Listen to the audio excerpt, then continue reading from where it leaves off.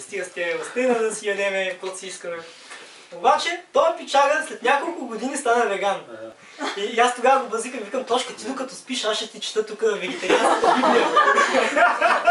И след това, тези хора в Дъблин, при които бях единия, беше той. След това той отиде бачка в Майорка, в един такъв ресторант за суровояди и сега се върна в България, там по Пловдив живеят. Има пак идея да се занимава с такива неща. Мустафата е той отказа месото и аз също. Така. Идеята е, че нещата не стават изведнъж, обаче тези приказки, и то не само приказките, ми самия пример, той посява семена в съзнанията на хората. Те няма да изникнат за един ден. Плюс това не се знае на каква почва са сложени. На някоя суха почва никога няма да покълнат. Обаче, ако почвата е долу-горе подходяща, то е там. Той е там малко по малко и ако има повече така, нали, семена да се хвърлят, те все нещо ще даде плодни хора. Така че не става от воле, но аз лично съм видял, нали, много мои приятели, даже сега повечето, вече всички някакви вегани, вегетарианци, къде се събират само за храна, говорят. Сега те са на този етап, къде само за това говорят, нали, за храната. Но така е, малко по малко. Ако има говорене, ако има общуване и действие, нещата стават. Така че има смисъл да се организират такива неща и публични прояви и по-така в тесен кръг. Нужно е наистина да... В училище. Насякъде. Да. Това е много хубаво, по принцип. Аз даже в Разград ми се иска и така в училища, едно друго с хора. Защото... Не съм обаче, говорих с една учителка, има вероятност там в разни гимназии евентуално да поговорим, защото те още са келеши и не са вълнуват кой знае от какви неща, искат, нали, да... Всички сме искали да се напиме, да се напушим, да се забавляваме някак си така. В смисъл, това е някакъв тинейджерски бунт и е супер. И окей, обаче е хубаво, нали, те няма да слушат някой чичко доктор да отиде да им говориш какъв е той тук сега. Смутаняк. Пълна занимава, ще пушим и ще трусаме и ще правим каквото си искаме, пич, махай се. Обаче е нужно, в смисъл то за всяка аудитория си има хора. И примерно, ако отида аз с скейта или някой приятел от целия със статус и нещо по-така алтернатив певец в някой група, бандитите ще кажат, това виж го, това пичагата straight edge, веган. Защото примерно в хардкор музиката, аз оттам се бях заребил, има straight edge, това е едно движение, където е за така трезвен начин на живот, без алкохол, без наркотици, така да си винаги с всичкия си, да не си с притъпено съзнание, да си остър, буден, осъзнат и най-вече отговорен за действията си. Защото всички тези деструктивни неща, дето ви казах, окей, те за здравето вредят, все тая. Обаче, нали, правителството гласува закони и забранява това, забранява онова. Тези забрани и тези закони са много смотани и измислени, защото, примерно, алкохола, примерно, окей, той е легален, обаче тревата. Няма значение какво приемаш, важно е какво правиш. Ти си отговорен за постъпките си, спрямо другите. А не да забраняваш приемането на дадена субстанция, защото тя е просто един инструмент. Тя е един инструмент и зависи от съзнанието, което ще използва този инструмент. С ножа може да си отрежеш хляб, може и да наръгаш някой. Това е. В смисъл, всичко е въпрос до съзнание, затова винаги, като общуваме, като говоря с някой, това е основата. Съзнание, изграждане на едно широко съзнание и с правилното знание. Колко пъти на ден се налага да се храниш? Да. Това е различно по принцип, зависи от порциите. Някой път се храня по 2 пъти, някой път по 5 пъти.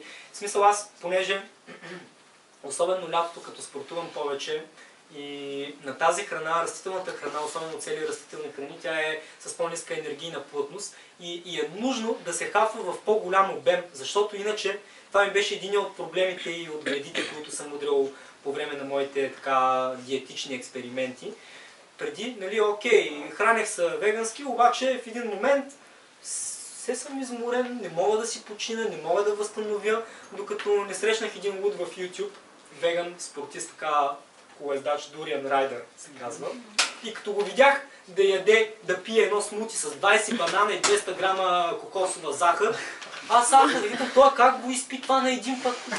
И той вика така, нали, трябва да си добре зареден, но той кара много, той кара примерно по 150-200 км на ден, върти с колело, той е луд, И е нужно да зарежда много, за да има, съответно той приема сигурно по 5000 калории на ден, но той изразходва много. И аз тогава почнах да ям много, защото преди слушах, нали, стомаха, вие колкото юмрука, не дейте да едете, остете по 2/3 тона, 1/3 празна, някакви такива глупости и все съм гладен, изморен, викам, да, не става така. И като го видях този пич, и като ми светнаха очите, и викам, това е моят човек, и почна като него. Смутита, форми, ориса, ма не е една чиника, една тава, яко капване. Нали, важното е да е ниско мъзнено. И така, смисъл, сутрин като стана, не закусвам веднага, пия много вода, то минава 3 часа докато ми дойде закуската, гледам да съм направил някакъв спорт преди това, след това си хапвам яко плодове. Едно стабилно плодово ядене, може на шейкче да е, може да е в цяла форма. На обяд, зимата някой път ям готвено с салата и вечер пак такова, някой път различно, всеки път е различно, защото то правим различни работи, всеки ден ходим някой път на работа, на някакви ангажименти и човек индивидуално си прави програмата, но винаги гледам да съм подготвен с храна. Днеска идваме до Търново и си носим по 2 двойни сандвича с ръжен квасен хляб, вътре с мъничко авокадо, марули, така хранителна мая, патнахме ги, имаме една голяма кутия с овеси форми, за десерт ще се ударим, бомбони сме ви приготвили, там ще ядеме. В смисъл, тръгнахме с храна за 2 дена, само за нас, не само за почерката, за почерката отделно. Малко сме, в смисъл, аз лично съм маняк и не искам да правя компромиси с храненето си, нали, някой път правя, няма начин. Но гледам винаги да съм добре подготвен. Но най-често ям по 3-4 пъти на ден. Плодове за закуска, готвено за обяд, за след обед пак закуска, за вечеря готвено или салата, или пък ям до 4 часа лятото плодове. Има една програма така и викат Roll Till Four. До 4 часа плодове, ама на тумбак, смисъл едете не 1 банан, 1 килограм. Пам да се наедете, защото няма да ям. Ако ям по-малко като обем, аз съм постоянно гладен и трябва постоянно да ям. А пък един път като си го взема, стомаха не е като един юмрук. Той се разширява. Той е еластичен, точно ставам като бременен. Така, напред изгрува се, ама то после си заминава човек и пак е дъска на другия ден. В смисъл това е минава и заминава. Вечерните ядки ги спомена само веднъж. Какво ти не е за тях? Аз да ти кажа, аз си хапвам. Мене много ми харесва. В принцип, значи, нали, не са най-добрата храна. Окей са. За нисък бюджет, съответно аз, нали, ви казах, живея малко по-така на ръба и гледам възможно най-пълноценно да си направим менюто с по-нисък бюджет. И съответно овесените ядки са много ефтини и са окей. В смисъл, те са били са запарени и изплескани зърното. Няма проблеми с това. Единствено, което, нали, при тях хора, които искат да свалят излишни килограми, те са по-калорийни и съдържат малко повече мазнина. Те и затова и се ослаждат повече от другите видове зърнени храни. Мен лично, нали, овесените ядки, като аз си ги смивам примерно на брашно или на нещо и правя някакви смеси с формички, някой път солени си ги ям с сосове като зърнена храна. Но са по-калорични и малко повече мазнина имат, но окей. Нали, стига да не са прекалява. Аз преди като се бях маниачил и, нали, само банани формирам в големи количества и правя клипове и им говоря на хората и в един момент се осъзнам, че аз съм малко така фрути джънки, дори съм с форми, то като изпиеш голямо шейкче и изведнъж един първоначален ритник има такъв те изстрелва от захарта.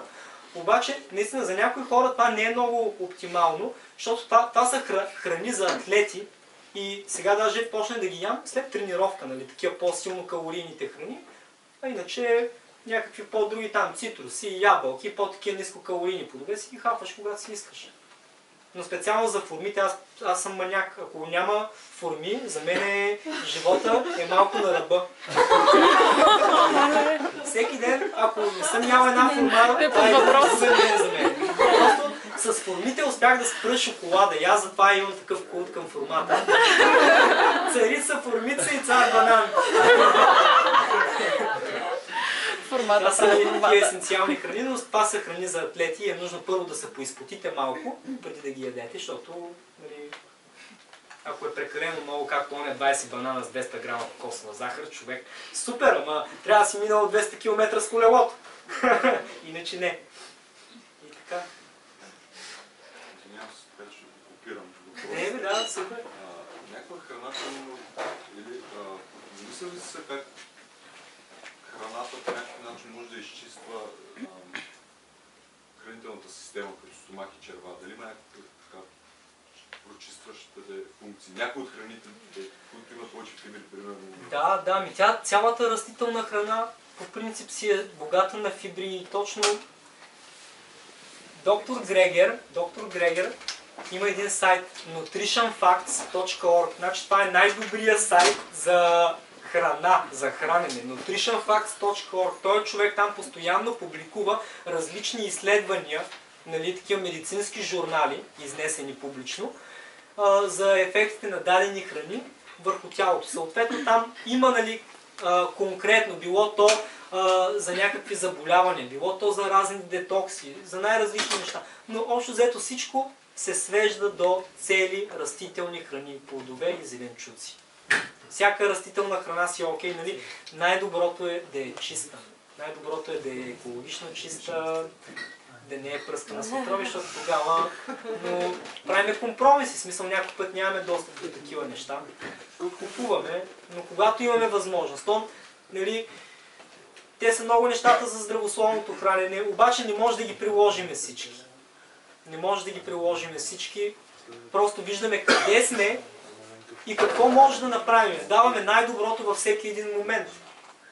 Съответно сега вече стана пролет, навсякъде е зелено, хора. Събота, неделя вървете на разходка по гори, по полета, берете коприва, глухарчета, лапът, най-различни киселец, каквото има смисъл. Защото диворастящите храни, те са израснали на потентна почва и са богати на минерали, за разлика от конвенционално отгледаните, защото ние ще си купим от Kaufland маруля, ама тя е отгледана в някой парник на стерилна почва, напомпана с амониева селитра, бедна на минерали. В смисъл, ти за да си набавиш тези минерали, трябва да издеш много повече, а пък като отидеш нещо дивичко да си набереш, дивата храна е най-хай. Аз имам само два въпроса за разлика от Адаша. И да допълня това, което, нали, по големите вериги, магазини, зеленчуци, то ние изразихте, може на ти, нали, се изрази като бедна почва, то няма почва, то е обикновена хидропоника, само вода с синтетични минерали. И това само вметка, нали? Това го има, да. Така, единият въпрос свързан с последните неща, които спомена за форми на зависимост, личностна, и то тя трябва да прерасне към обществена, така иначе. Вие там давате ли пример с нещо, някаква форма на независимост, като групичка, но тя трябва да бъде, нали, законно подплатена, нали? Т.е. не бъде някаква, нали, група, която ще обвинят, примерно групичка секта, която се напушва и е потенциална за някакви злоупотреби. Давате ли пример с нещо там за обединение, примерно кооперативи? Да, значи това е интересно, защото в България вече започват тези неща и ще се радвам, ако се разраснат. Примерно в София има пазар на биопроизводителите. По-рано споменах ти няма още. Аз ги знам всички в България и са в тази така, да. Ами, това е идеята. Пазара на биопроизводителите. Преди него се беше сформирал още потребителския кооператив. Вече има няколко такива в страната. Аз сега, примерно, за моя град ще се опитам да има разни желаящи хора, където най-малкото да сформираме потребителски кооператив, а вече оттам, то като има търсене, ще има и предлагане. Съответно, някои хора може да започнат да отглеждат чиста храна. И то така става революцията. В смисъл, малки групи, автономни, да няма насилие, някакво тъпчене като голяма корпорация, фирма, държавна структура или каквото и да е. Малки автономни групи с така самоинициатива. Това е. И има в България, малко са, наистина са много малко. Аз това питам Много какви са форми, малко. защото с тая форма съм запознат. Да, ако има много са друга, малко, но ще се радвам все повече. В Добрич има, ще запозная фермерски пазар, не е много разширен и всичко, както казваме, закони с регистрирани потребители. Един той е частник, предоставя терен, нали? Да. Ресторант, хотел. Да, хотел. Много е хубаво. Да. Това е истината. Това е истината да се организираме сами. Даже в смисъл, аз съм за избягването на държавните структури. Защото това е само излишно ограбване. Хората в Испания, като бях, никой не е плащал примерно на държавата, защото той човека бачка са бъхти си произвежда нещо и те после врачи да му вземат труда. И на пазара хора, производители, хора, потребители, приятели. Най-важното. Да, това е обединението, не само между производители и потребители, като, как подчертавам, трябва да е законово, не може някакво, нали, съвсем нелегално, защото трябва да има контрол, дори и за хигиените изисквания най-малко. И данъци все пак трябва да се плащат. Това е друга тема, дълга и широка. Ние трябва да пример, това е пример, нали? Така е. Там е дълга и широка тема за моралната основа на съответните закони и данъци и така нататък. Данък за пазар. Важното е да има групи. Важното е да има Данък за групи. организиран пазар ли? Не точно това целият пазар. Добре, ще разкажа после. Добре. Каква са капите, ще готвите за... Кваса? Кваса по принцип в основата си е брашно и вода. Извозна вода или филтрирана вода. И то всеки ден се захранва. Примерно слагаш там една лъжичка с ръжено брашно, най-бързо хваща. Ръжено брашно и вода, след това захранваш пак. И е нужно при всяко захранване да сложиш поне още толкова брашно, колкото обем имаш, за да е свежа храна. И то на третия, четвъртия ден вече балончета почва да пуска. Когато почне балончетата, значи вече е готов. Да. И в интернет има, ако... Да, аз съм взела в интернет, просто исках, нали, човек, който го е правил. Вода и брашно. А по колко се слага за, да кажем, на килограм брашно? Така, сега, аз на моите хлебчета, които правя, именно използвам униформички за кекс. Хлябовете ми стават около 800 грама. И за такъв хляб ми отива около 500 грама брашно, 350 грама вода, 90 грама квас и мъничко сол, малко сол. В смисъл, тя солта се слага като регулатор за втасването, колкото повече сол, толкова по-малко втасване, но има си специфика. В втасването, когато втасва? Когато съм месив вече. Когато съм месив. Даже аз първоначално бъркам без солта, след това добавям сол и още брашно и... Захар не. Можем, аз не слагам. Само тези съставки. Вода, брашно, квас, сол.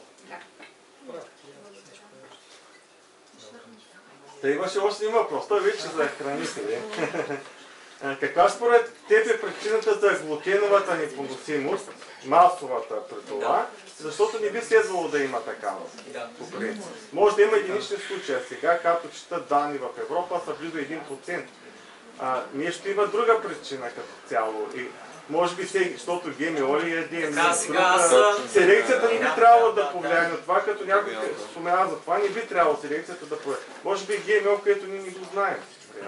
Да си кажа, нямам информация за това какво е, нали, нивото на непоносимите към глутена. Чел съм преди време, че е много малко и всъщност няма проблем с глутена и това е предимно някаква така маркетингова истерия, която се налага безглутеново, най-доброто. Всъщност проблем с глутена имат наистина тези хора, които имат непоносимост, другите са окей. Това, което може би е проблем, евентуално тези хибридните сортове, където са ги направили след Втората световна война, защото те тогава почват да са... Не знам, ако тогава, нали, се е променил по някакъв начин строежа на зърното, структурата. Те са изменени, защото ние ядем фуражна пшеница. Ние не ядем пшеница за хляб. Ние ядем фуражната пшеница, хибридна, до някъде ГМО, до някъде хибридна, която се дава на прасетата и на животните за обояване, за същата тази животинска индустрия. И оттам идва самия проблем с самата пшеница, която ядем тя, всичкото производство, което ядете. брашна, мръсна. Защото самата форма на селекция, т.е. хибридизацията, не би следвало да има проблем. Но това, нали, ако е наистина фуражна, т.е. много... Тук става въпрос за контрол на голям процент от семена в фирма Монсанто, който има тотален контрол над семената. Точно това си мислех, най-вероятно и те са ГМО, не знаем това. Възможно и така да е. Между другото, в Норвегия има хранителна база на семена в остров Свалбард, която е с направо, това е богатството на света сигурно, наистина на натурални семена. В Испания като бях, това беше изключително болна тема, защото то в един момент така се получава с патентите върху дадени храни, че на някои фермери един вид, те трябва да си плащат за семената, които са селектирали с толкова много години. И в Испания бяха почнали в различни села, градове, такива фермерски сдружения да правят банки за семена, да си запазят сортовете, защото съвременното стопанство, селско стопанство, земеделието, набляга на монокултури. И биологичното разнообразие, едно време примерно имало 2000 вида картофи, сега е сведено до 8 вида картоф, 8-9 вида картофи. Преди са били 2000 вида. За пшеницата, за ориза също били са 1000 видове, сега са до стотици, примерно 100, няколко до 1000. И е нужно наистина запазване на старите сортове, защото и те, много от тях са много по-устойчиви. Те хибридните семена, всъщност, тая зелена революция, когато започва след края на Втората световна война, започва така наречената зелена революция с цел да разреши проблема със световния глад. И те започват да правят хибридни сортове, които дават много повече продукция, обаче са много дебилни. И съответно е нужно третиране с препарати. И компаниите, които до вчера са произвеждали химически оръжия, започват да произвеждат Roundup и разни други такива неща, хербициди, пестициди, всякакви циди. И всъщност то проблема с глада не се решава. Произвеждат повече храна, съответно населението какво става? Експоненциално расте. Колкото повече храна има, толкова повече е населението. И винаги ще има гладни, не защото няма храна, а защото разпределението на тези ресурси е много грешно направено. Самото разпределение. Има храна за всички, но, примерно, както ви казах в началото, фуражите, зърното отива за животновъдството, за да се произвеждат пържолите и кебабчетата, а не отива за изхранване на населението. Нещо много интересно да кажем, мастодонтите в хранително-вкусовата промишленост. За пример, Макдоналдс. Макдоналдс е първия поръчков, който производител и по-скоро голям мастодонт, който поръчва хибридния домат. Първият ГМО домат е направен за тях. И съответно, изцяло техните нещата, които исках да кажа, вкусовете, които искат да поддържат в цял свят, трябва да бъдат, производителите трябва да бъдат съобразени с техните вкусове. Това е за Coca-Cola, за Макдоналдс и така те променят изобщо вкусовете на продуктите. Да.